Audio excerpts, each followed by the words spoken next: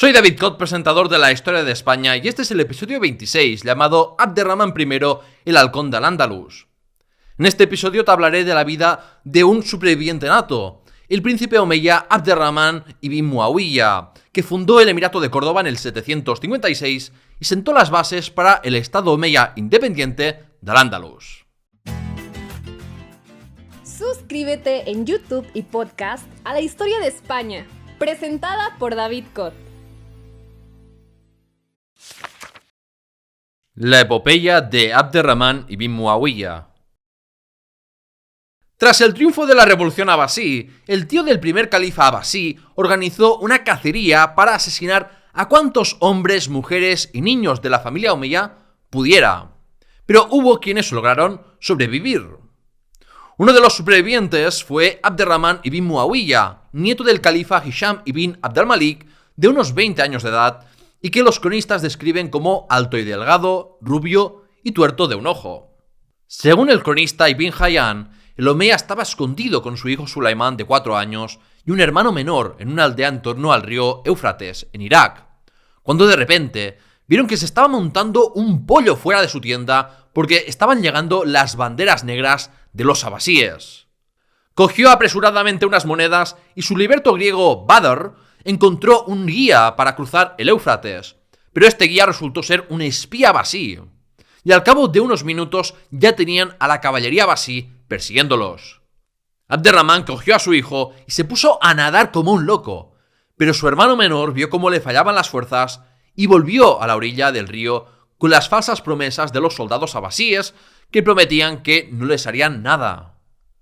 Pero los soldados decapitaron a su hermano de 13 años y Abderramán, junto a su hijo y liberto, tuvieron que seguir nadando sin parar al otro lado de la orilla.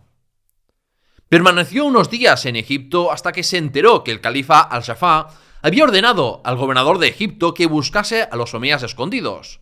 Entonces tuvo que desplazarse hacia una ciudad de Libia, donde mantuvo un perfil bajo hasta que se calmó la búsqueda y pudo dirigirse a Ifriqiya, actual Túnez, provincia gobernada por Abderramán ibn Habib, del linaje de los firíes. El príncipe huido llegó hasta Kairouán y encontró acomodo entre una familia de maulas, esto es, de clientes fieles, de su bisabuelo.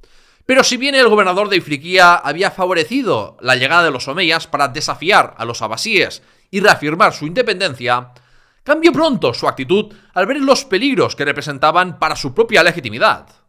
Según una crónica anónima, soldados de Ibn Habib encontraron su escondite, pero la esposa bereber del hombre que le dio cobijo puso a Abderramán debajo de sus faldas. Se puso a llorar cuando entraron los soldados a la fuerza, y como estos temían que su marido pensase que le habían hecho algo, se largaron. Es por estas aventuras y el cómo logró sobrevivir a numerosas revueltas y conspiraciones como emir de Al-Ándalus que Abderramán se ganó apodos como el Emigrado, el Halcón de Al-Ándalus o el Halcón de los Quraysh, sobrenombre que le dio el mismísimo califa abasí Al-Mansur, según los cronistas. Más tarde abandonó la casa y el refugiado omeya se dirigió a la tierra natal de su madre, quizás ya su objetivo inicial desde que empezó su viaje hacia el oeste. Sus tíos maternos de la confederación tribal bereber de los Nafza lo hospedaron cerca de Nekor, en el Rif marroquí. Y para entonces Abderramán había pasado 5 años vagando por el occidente musulmán en condiciones muy míseras e inciertas, estando varias veces a punto de ser capturado o asesinado por agentes abasíes o de los firíes de Ifriqiya. Si pretendía establecer un poder independiente en el Magreb, no logró suficientes apoyos. Y si ni siquiera en tierra de su madre podía conseguirlo, ¿dónde más le quedaba para ir? Fue entonces cuando le llegaron noticias del lugar más occidental del mundo islámico, Al-Ándalus. Y al saber de las dificultades políticas que se vivían ahí, pensó que tenía una oportunidad para hacerse con el poder. Su siempre fiel liberto Badr cruzó el mar Alborán en el 754 y contactó con 2 jefes y clientes omeyas del Yun de Damasco, establecido en Elvira, provincia de Granada, para tantear su lealtad. Estos le contaron las noticias al jefe del Yun de Kinasrin, establecido en Yayán, provincia de Jaén. Y al final los 3 estuvieron de acuerdo en apoyar al pretendiente omeya, aunque primero querían contárselo a Al-Sumail, el hombre fuerte del Emirato Firí.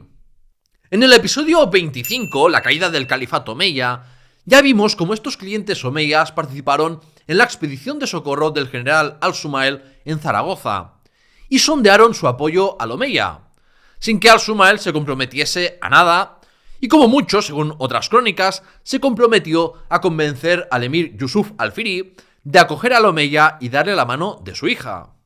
Al ver que las cosas no avanzaban a su favor, en agosto del año 755, Abderramán desembarcó en la playa de Burriana, en la ciudad malagueña de Nerja.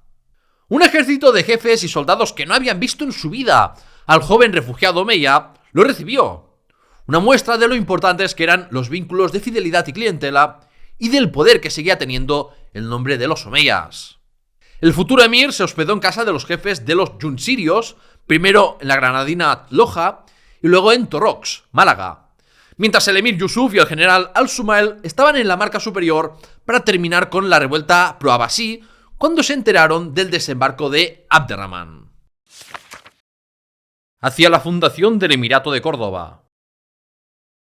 Enviados encabezados por el secretario del emir Yusuf al-Firi, se encontraron con el príncipe omeya para ofrecerle hospedaje y la mano de su hija, y quizás incluso hasta una parte del Andalus para gobernar. Este tratamiento de exiliado de lujo no satisfacía las verdaderas ambiciones políticas de Abderramán, pero las partes estuvieron a punto de llegar a un acuerdo hasta que la vanidad del secretario de Yusuf provocó que la negociación saltase por los aires. El secretario de Yusuf respondió a una carta que le entregó al jefe del Yund de Damasco, diciéndole que tendría que sudar mucho para escribir una respuesta tan elegante. El maula omeya no aguantó esta impertinencia del secretario, así que le tiró la carta a la cara y ordenó a sus hombres que le dieran una paliza. Entonces los apoyos de Abderramán se alegraron y uno exclamó, cita: «Este es el comienzo de nuestra victoria, pues el poder de Yusuf reposa enteramente en este hombre». Fin de la cita. Es revelador que también califiquen al secretario como asno salvaje, insulto muy típico por parte de los árabes para descalificar a no árabes. Esto podría parecer anecdótico, pero lo cierto es que mientras que la revolución abasí en Oriente terminó con la supremacía de los árabes étnicos, en Al-Ándalus la instauración de un estado omeya independiente hizo que ese supremacismo árabe en la administración, ejército y sociedad siguiera muy presente durante más tiempo. Según el historiador Pierre Guichard, la pervivencia de la dominación árabe es una de las especificidades de Al-Ándalus respecto al resto del mundo islámico. En cualquier caso, el príncipe Abderramán supo explotar para su beneficio la situación política de Al-Ándalus con un emirato firí aún algo frágil por la exclusión del poder de los árabes yemeníes y las malas cosechas y hambrunas que habían generado malestar entre la población. El joven Abderramán llevó a cabo una campaña de propaganda entre los árabes de la actual Andalucía y consiguió reunir a unos 3.000 hombres de Elvira, Sidonia, Sevilla y la provincia de Málaga. El Yund de Jordán, establecido en Archidona, Málaga, proclamó emir al emirado, y entre sus apoyos tenía tanto a bereberes como a algunos grupos de árabes descendientes de los conquistadores y de árabes sirios. La mayoría de los árabes que lo ayudaron en su conquista del poder andalusí eran de la facción política yemení, resentidos por su exclusión en el gobierno de Yusuf y Al-Sumail y por la matanza que sufrieron en la batalla de Secunda del 747. Fue después de la toma del poder que Abderramán se apoyó tanto en grupos yemeníes como cuaisíes, y sobre todo en sus clientes y miembros del clan omeya. Y eso permitió que con el tiempo se eliminase en buena medida el conflicto cuaisí-yemení. Los clientes de los omeyas constituían un grupo de unos 500 hombres integrados en los yunds de Damasco y Kinasrin. Algunos eran libertos no árabes, pero arabizados, y otros eran árabes de linajes destacados, como era el caso de dos nietos de Mughith al-Rumi, conquistador de Córdoba. Gracias a su lealtad en el momento más difícil para los omeyas, de estos hombres surgieron linajes que formaron el núcleo duro de apoyo a la dinastía omeya cordobesa durante todo el Emirato de Córdoba, acaparando la mayoría de los cargos importantes. Los omeyas de Córdoba legitimaron su dinastía como preservadores de la ortodoxia islámica frente a las innovaciones orientales de Bagdad, y ese énfasis en la continuidad también se vio reflejado en el reducido círculo de poder omeya que tuvo unos apellidos muy repetidos en el tiempo. Abderramán también escribió a algunas familias bereberes para solicitar su ayuda, y entre los apoyos bereberes que se le unieron tras su desembarco destacan los Banu al-Hali y los Banu Ilyas, estos últimos llegados con el conquistador Tariq ibn Ziyad y establecidos en Sidonia. Por su parte, los Banu al-Hali habían sido clientes del califa Yazid II y se habían establecido en la Sierra de Ronda. Estos podían proporcionarle 400 jinetes bereberes y un número indeterminado de soldados de infantería. Y como recompensa del apoyo a la causa omeya, luego pudieron establecerse en la fortaleza de Canit, en el municipio malagueño de Cañete la Real. Mientras tanto, Yusuf al-Firi lanzó algunos ataques a los partidarios omeyas, pero sin lograr ninguna victoria. Así que tuvo que ver impotente cómo Abderramán pudo entrar en Sevilla y recibir juramentos de fidelidad. Que Sevilla hubiera recibido con los brazos abiertos al príncipe omeya fue demasiado. Y entonces el emir Yusuf no tuvo otra opción que ir con todo. Un ejército firí avanzó de Córdoba a Sevilla, pero por el otro lado del río estaban avanzando las tropas omeyas con el objetivo de tomar por sorpresa a Córdoba, cuando de forma cómica ambos ejércitos se encontraron a un lado y otro del Guadalquivir.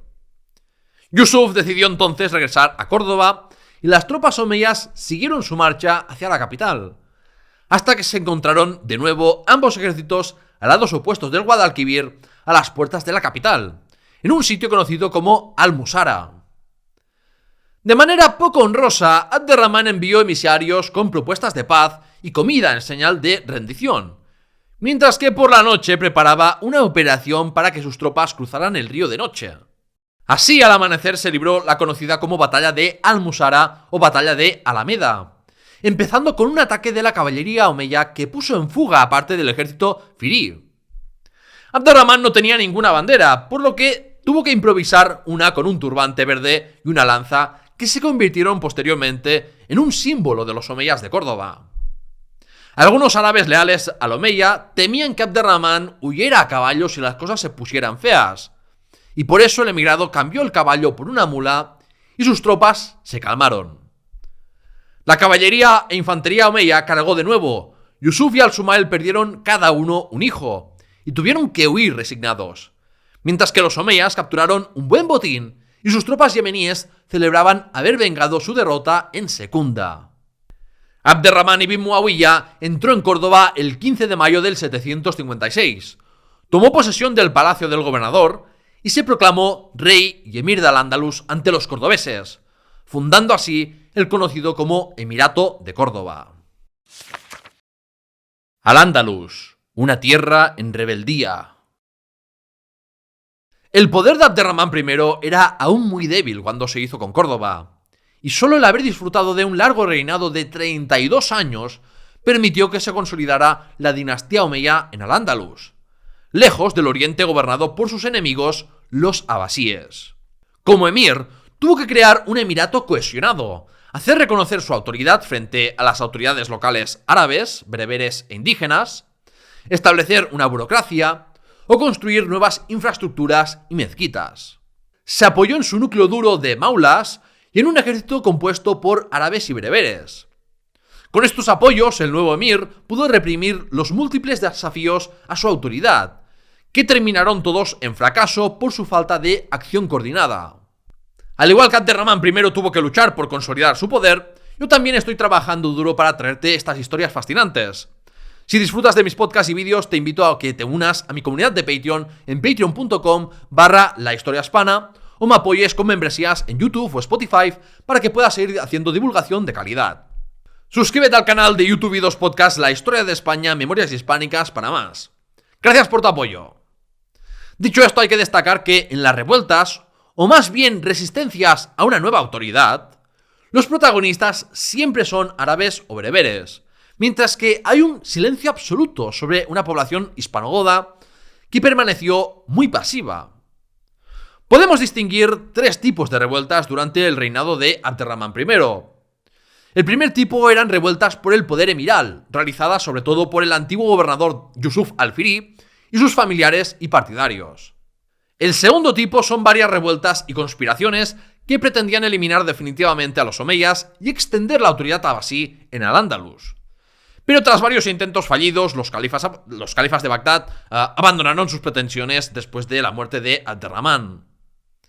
Y el tercer tipo de revueltas eran las más comunes durante toda la etapa del Emirato cordobés, y eran revueltas por cuotas de poder o enfrentamientos entre poderes locales y Córdoba, es decir, las dificultades propias de construir un estado e imponer un control político y fiscal sobre todos los territorios de Al-Ándalus.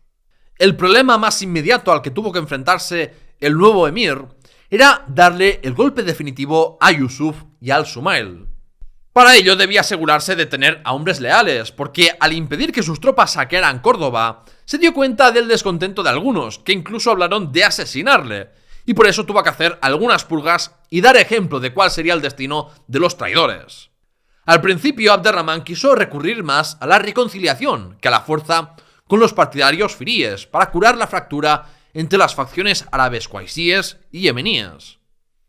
Yusuf y al-Sumail no se quedaron de brazos cruzados. Yusuf fue a Toledo para levantar un ejército y al-Sumail fue a Jaén para reclutar hombres de entre los del ejército de Kinasrin que no se habían unido al Omeya. Al enterarse Abderramán de que las tropas de Yusuf y al-Sumail se habían reunido, fue a enfrentarse a ellos mientras dejó una pequeña guarnición en Córdoba. Los firíes prepararon un ataque sorpresa a Córdoba y un hijo de Yusuf brevemente tomó la capital, pero no tardó en evacuar al oír que el emir omeya iba a regresar. Después Yusuf y al-Sumail se desplazaron a la Vega de Granada, hasta que viendo que las cosas no pintaban bien, decidieron pedir el amán, el perdón, al emigrado, a cambio de preservar sus propiedades. El emir aceptó a cambio de entregar a 2 hijos de Yusuf como rehenes y regresó a Córdoba acompañado de Yusuf y al-Sumail, pensando que ya nadie le disputaría el trono en Al-Ándalus. Pero Abderramán pecó de ingenuo si creía que los firíes abandonarían sus ambiciones tan fácilmente.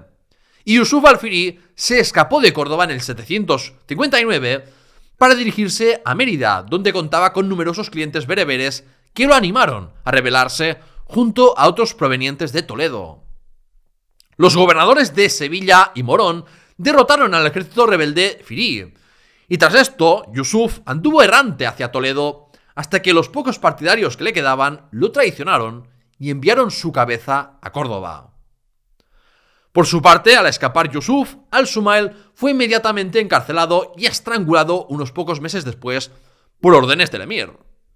Esta traición de la amnistía dada a Yusuf cambió la actitud conciliadora del primer emir omeya para siempre, y a partir de entonces mostró una actitud más decidida e implacable contra cualquier desafío a su autoridad, y literalmente hizo cortar muchas cabezas.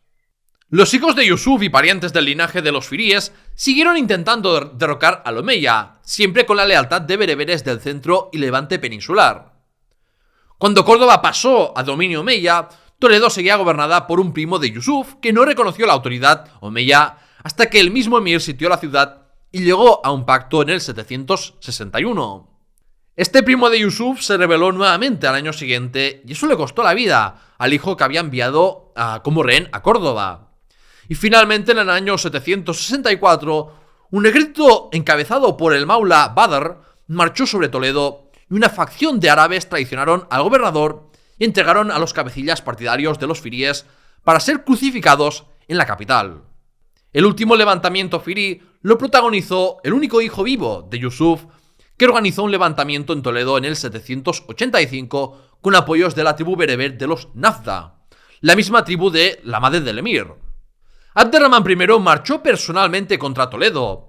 El ejército emiral no tuvo problemas en aniquilar a buena parte de los soldados y el hijo de Yusuf murió. Sulaimán, el primogénito del emir, recibió entonces el honor de gobernar la antigua capital visigoda y evitar nuevas revueltas. En el 763, Abderramán tuvo que enfrentarse al primer intento abasí de destronarle.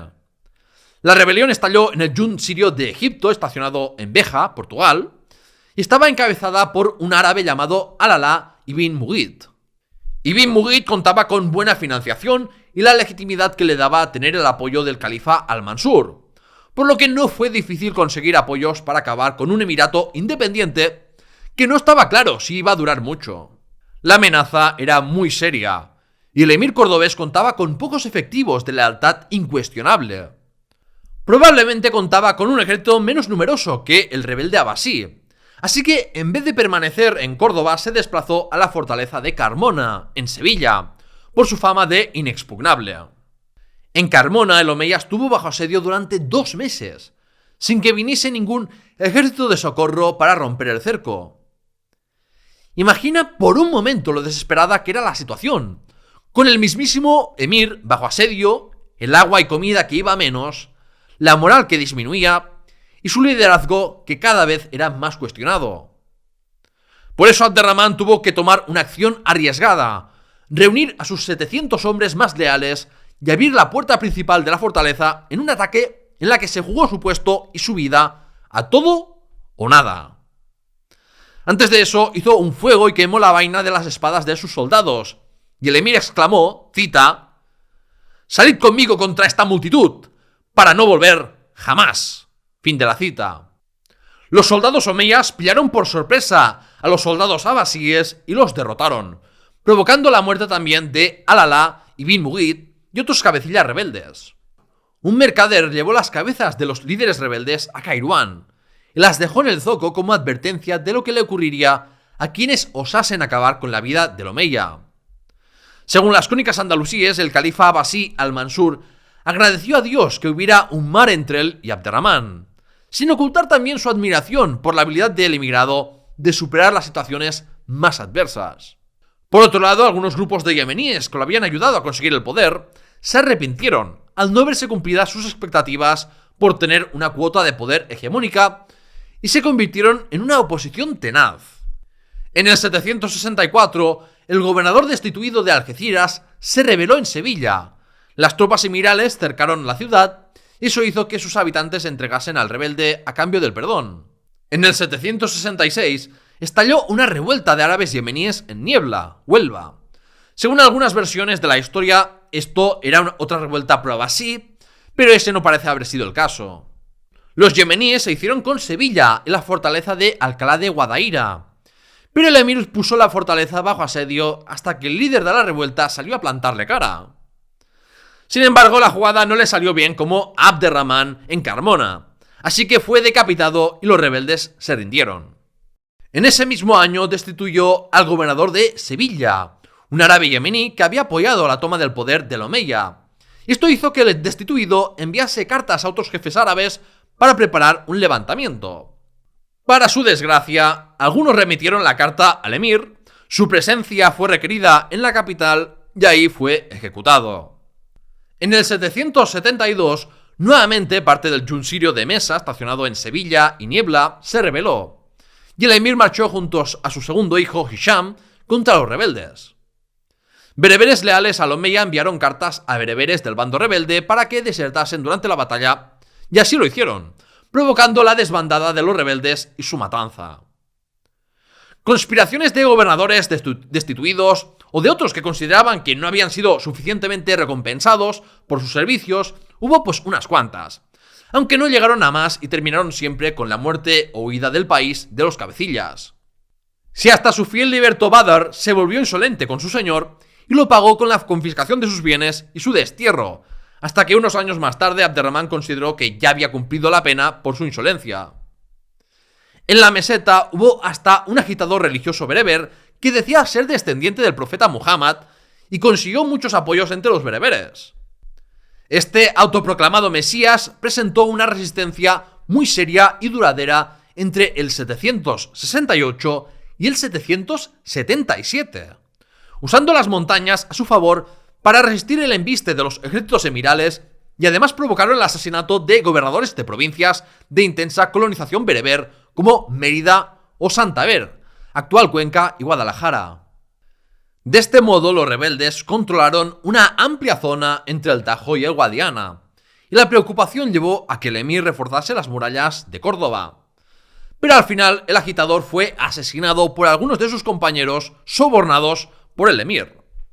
Parece claro que los bereberes no aceptaban fácilmente la ortodoxia islámica suní y muchas veces protagonizaban levantamientos jaríes, o en este caso una extraña mezcla entre jarí y chií, que reflejan cómo aceptaban el Islam a su manera, y siempre rechazando los planteamientos que oliesen a supremacismo árabe.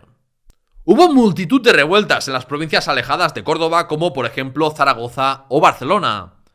Y aquí hay que entender que cualquier gobernador local que no reconociera la autoridad del omeya y enviase tributos a Córdoba era considerado un rebelde por los omeyas, aunque ni siquiera hubieran aceptado previamente la autoridad de Abderramán I. Es lógico que no la aceptaran. Si muchos poderes locales llevaban de facto años viviendo de forma autónoma, ¿por qué debían aceptar una autoridad superior y enviar sus tributos a otra ciudad sin recibir ninguna contraprestación?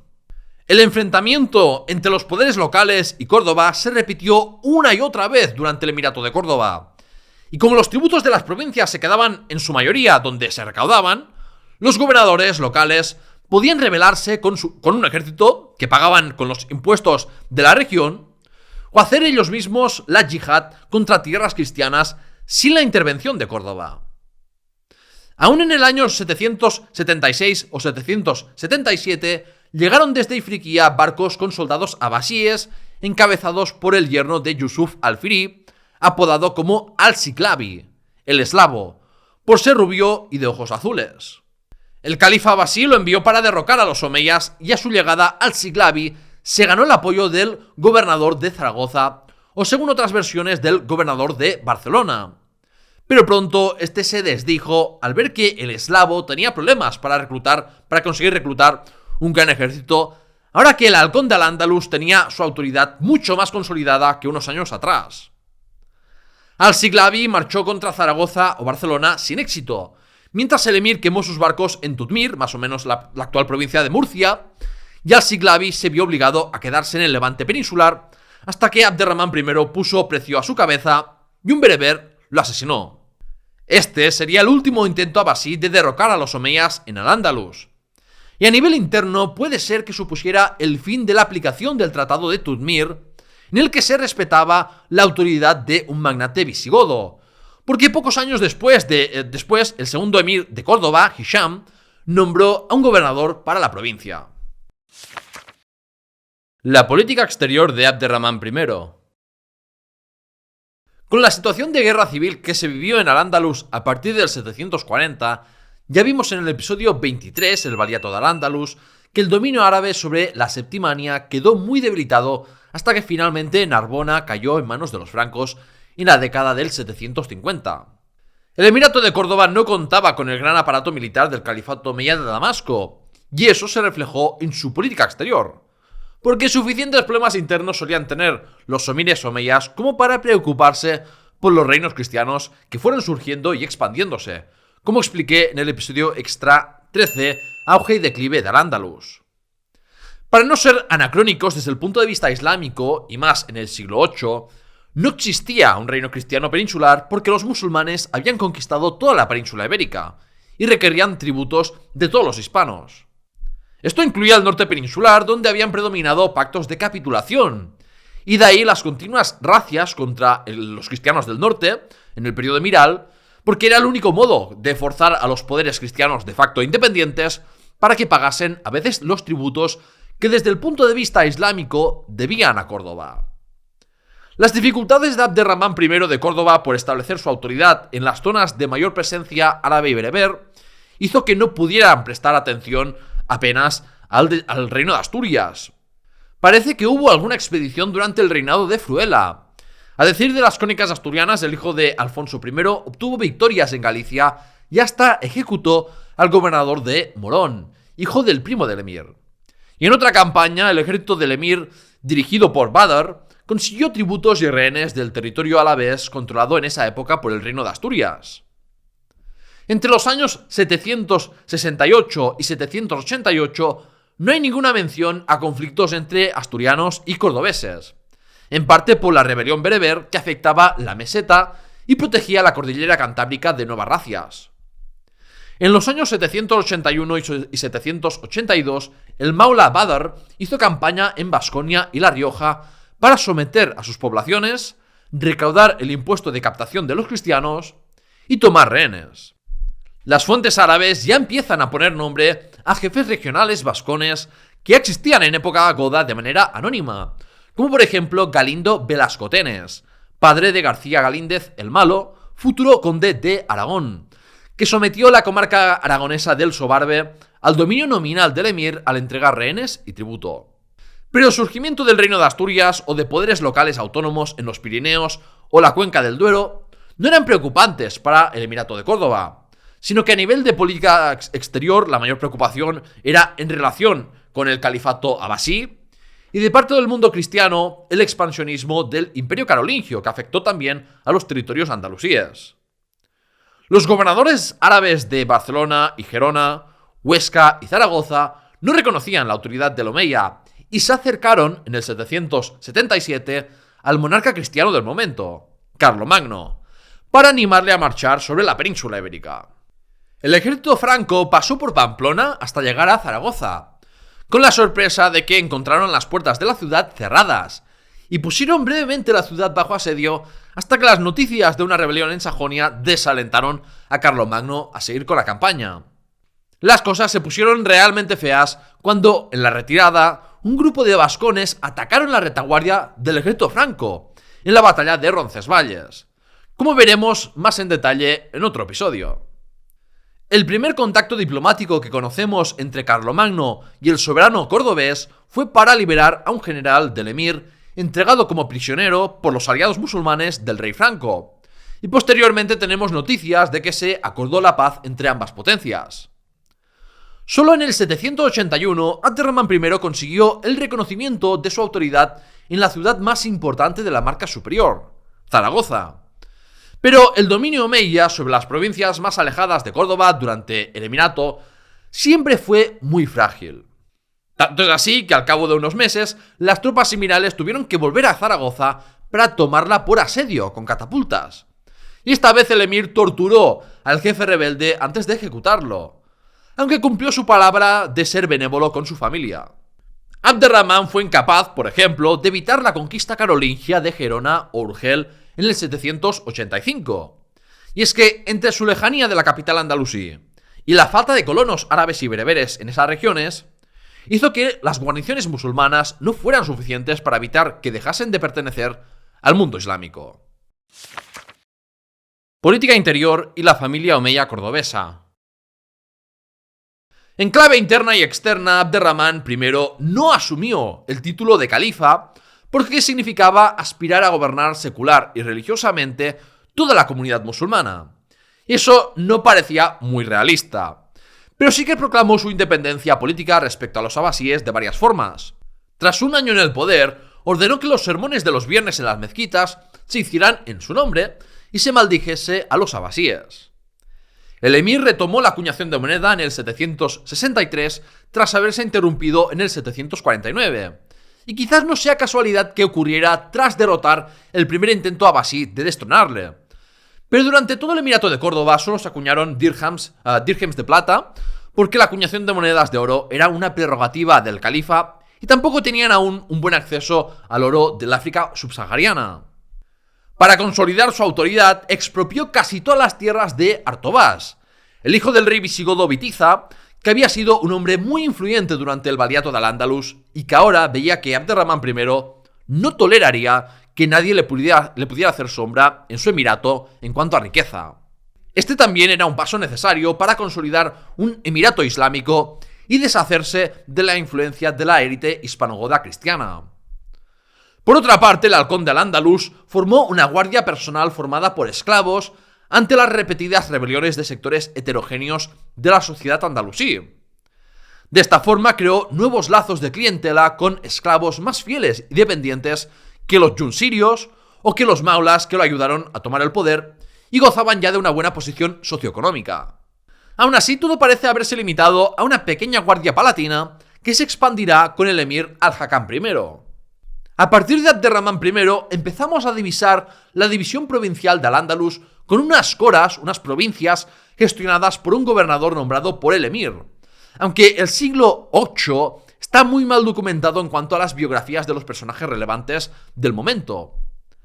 El emir construyó el Alcázar Omeya de Córdoba, en sustitución al anterior palacio de los valíes de Al-Ándalus, que era un edificio de época visigoda reacondicionado.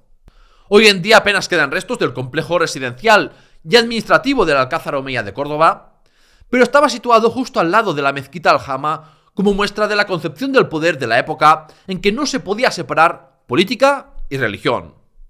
Quien controlaba el Alcázar de Córdoba ostentaba la soberanía de Al-Ándalus. Y el Alcázar, como fuente de legitimidad, no cambió incluso después de la edificación de la ciudad palatina de Madinat al-Zara. El halcón de Al-Ándalus construyó una almunia, una residencia rural, a las afueras de Córdoba, con jardines y huertos, a modo y semejanza de la conocida como Al-Rusafa, que su abuelo había construido en Siria. Él y otros exiliados omeyas añoraban su tierra natal, y así lo reflejó el propio emir en un poema lleno de nostalgia. Cita: «En medio de Al-Rusafa se me apareció una palmera oriental, que se alejó en la tierra de Occidente de la tierra del palmeral. Y le dije: eres semejante a mí en la emigración y la lejanía, y en la larga distancia de los hijos y la familia tan magistral. Tú has crecido en una tierra que te es muy ajena y extraña. Tu caso al mío es igual. Ambos en el exilio, con una pena fatal». Fin de la cita. De esta Al-Rusafa, situada al pie de Sierra Morena, al noroeste de Córdoba, surgió con el tiempo un barrio famoso por ser una zona residencial de la élite cordobesa. Si pasamos a hablar de la familia omeya que emigró al Andalus, conocemos al menos a 400 descendientes directos de Abderramán I hasta la caída del califato de Córdoba, pero tuvieron muchos más descendientes que desconocemos. El primer emir cordobés tuvo 11 hijos y 9 hijas, gracias al potencial demográfico que otorga la poligamia y el concubinato. Abderramán I tenía la visión de una dinastía apoyada por una extensa familia, y por eso no solamente contó con sus descendientes, sino con más supervivientes de la dinastía omeya que habían permanecido ocultos y que poco a poco fueron llegando a la remota Al-Ándalus tras la fundación del Emirato de Córdoba. Incluso parientes más lejanos de la rama marwánida de la dinastía fueron bien recibidos en Al-Ándalus, como fue el caso de Abd al-Malik ibn Umar, nieto del califa Marwán I, que fue nombrado gobernador de Sevilla en el 757. El nuevo emir confió en este pariente lejano para controlar mejor al Yun de Emesa, establecido en Sevilla, aunque los jefes de este Yun se rebelaron en numerosas ocasiones. Abd al-Malik ibn Umar participó en la supresión de las revueltas y por su fidelidad casó a una hija suya con el sucesor del emir, Hisham. Los descendientes de los marwánidas pudieron ser gobernadores y generales. Al-Ándalus se convirtió en el refugio perfecto para una dinastía destronada en Oriente. La familia omeya estaba profundamente jerarquizada y no recibían el mismo trato los hijos y esposas del emir que los hermanos, los primos o parientes más lejanos. Los que no tenían una filiación muy cercana al emir de turno debían aceptar su irrelevancia política y sumisión, compensada con la concesión de rentas, propiedades y esclavos. Y los parientes más lejanos eran enterrados en un cementerio aparte, frente a los emires y califas enterrados en el Alcázar Omeya. En cuanto a la sucesión de los omeyas de Córdoba, hay que decir que parece que el principio de primogenitura fue lo más habitual, aunque el emir también podía designar personalmente a su heredero en base a sus preferencias, el consenso de la familia o las cualidades de los candidatos. Esta jerarquización y la aceptación del principio de sucesión hereditaria evitó que surgieran pretendientes por todos lados del extenso árbol genealógico omeya. Dicho esto, es cierto que los primeros emires de Córdoba sí que tuvieron algunos problemas con parientes de primer grado del emir que pretendían hacerse con el trono. El propio Abderramán I descubrió una conspiración de su sobrino en el 783 y lo ejecutó. Y luego en el 785 otro sobrino suyo conspiró junto al hijo del general Al-Sumail hasta que se destapó la conspiración y ambos terminaron ejecutados. Para evitar estos conflictos dinásticos, algunos hijos, hermanos o tíos de los emires sí que desempeñaban cargos administrativos o militares de importancia, mientras que parientes más lejanos casi nunca tenían un rol político o militar. Lo que hay que entender es que la familia omeya era una familia extensa, pero el círculo de poder era reducido. y no hizo más que reducirse con la instauración del Califato de Córdoba. La construcción de la Gran Mezquita de Córdoba. Las crónicas árabes hacen referencia a algunas de las primeras mezquitas construidas en Al-Ándalus, como la de Cartella, Algeciras, Zaragoza, Sevilla o la de Córdoba. Pero por desgracia los restos de las primeras mezquitas andalusíes no se han conservado, y lo poco que sabemos es que eran de reducidas dimensiones porque aún había pocos musulmanes. Las fuentes que hablan de esas primeras mezquitas no mencionan conversiones de iglesias en mezquitas. Por tanto, no se produjo el fenómeno del reaprovechamiento como sí ocurrió luego con muchas mezquitas convertidas en iglesias. Con la conquista musulmana se destruyeron y expoliaron algunas iglesias, pero la mayoría siguieron en funcionamiento y además se permitía la construcción de nuevos templos de culto cristiano extramuros de las ciudades, eso sí.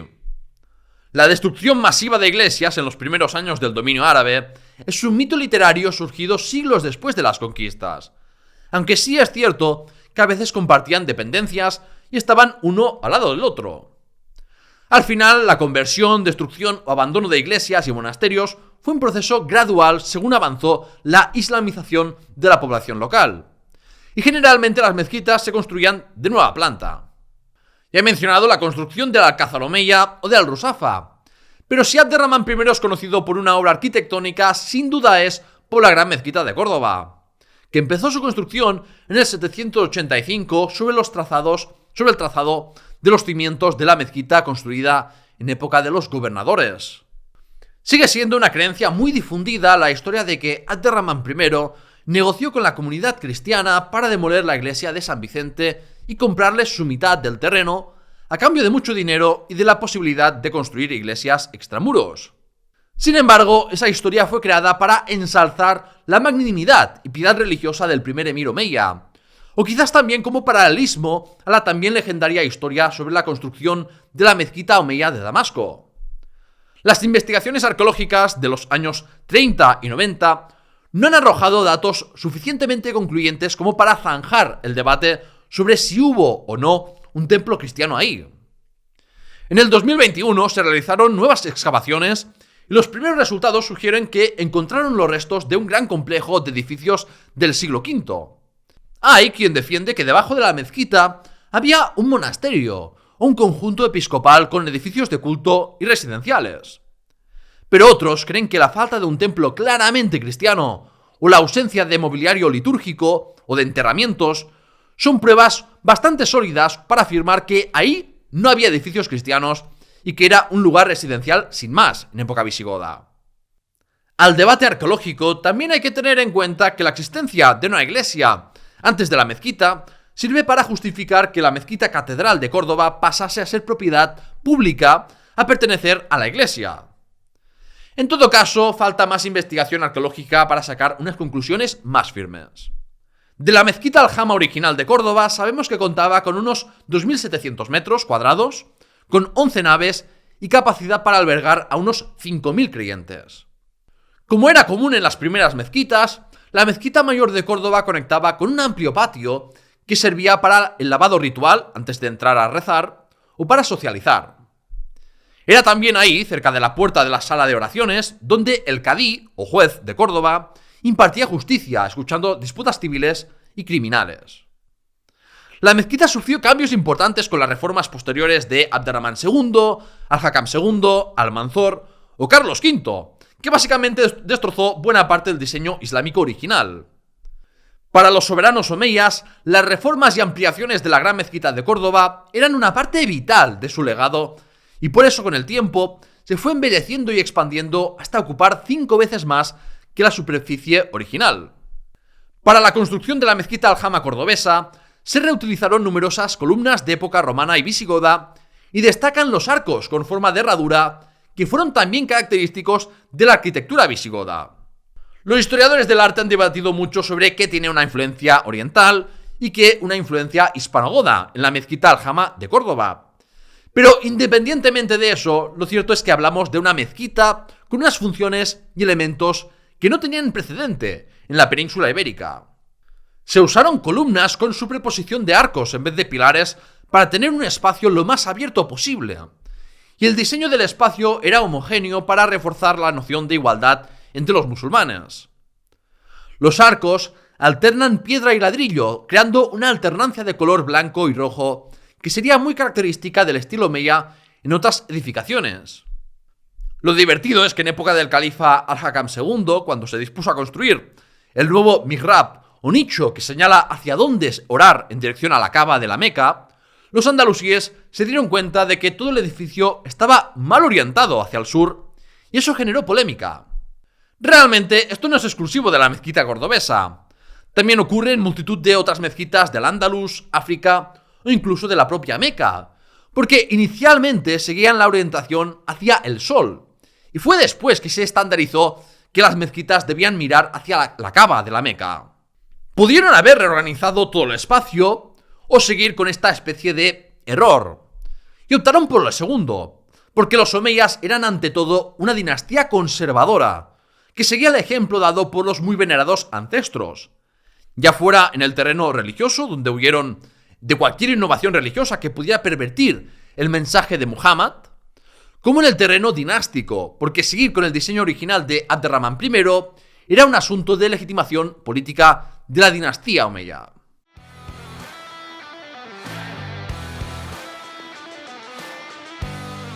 ¡El veredicto! En el veredicto de hoy quiero destacar la astucia política de Abderramán I de Córdoba. Sin duda, este refugiado que estuvo años vagando por el oeste del mundo islámico no podría haber llegado donde llegó sin el prestigio del linaje al que pertenecía. Pero si hubiera sido un incompetente, no habría conseguido instaurar un emirato independiente y duradero.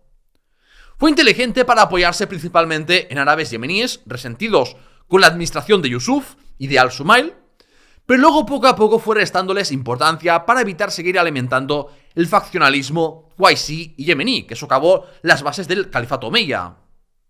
De este modo creó la facción triunfante, la facción omeya que construyó el Emirato de Córdoba. A Abderramán no le tembló el pulso cuando pudo engañar a Yusuf haciéndole creer que se rendía, o cuando tuvo que ejecutar antiguos aliados o incluso a miembros de su propia familia. Y todo lo hizo para su supervivencia y la de su linaje en el culo del mundo islámico. Si hubiera existido un Nicolás Maquiavelo andalusí, sin duda no hubiera puesto como mejor ejemplo de príncipe pragmático y astuto a Fernando el Católico, sino al superviviente nato que fue Abderramán ibn Muawiyah. Muchas veces se recuerda a Abderramán III por haber reclamado el título de califa y haber terminado con todos los rebeldes que habían dejado de reconocer la autoridad omeya. Pero en comparación, yo creo que Abderramán I tuvo mucho más mérito, porque tuvo que construir casi de cero las bases para el poder de la dinastía omeya de Córdoba. Esta es la historia de supervivencia, hazañas y luchas por el poder de Abderramán I. Y con eso, el veredicto termina. Antes de que te vayas, recuerda que puedes unirte a mi comunidad de Patreon en patreon.com/lahistoriahispana y ganar acceso anticipado a todo mi contenido, aparecer en los créditos o merchandising exclusivo. Sigue la historia de España en Memorias Hispánicas en redes sociales y dale al botón de suscribirte y a la campanita si me escuchas en YouTube y no quieres perderte nada. En el próximo episodio hablaré de la historia del Reino de Asturias durante la segunda mitad del siglo VIII. Gracias por escucharme y hasta la próxima.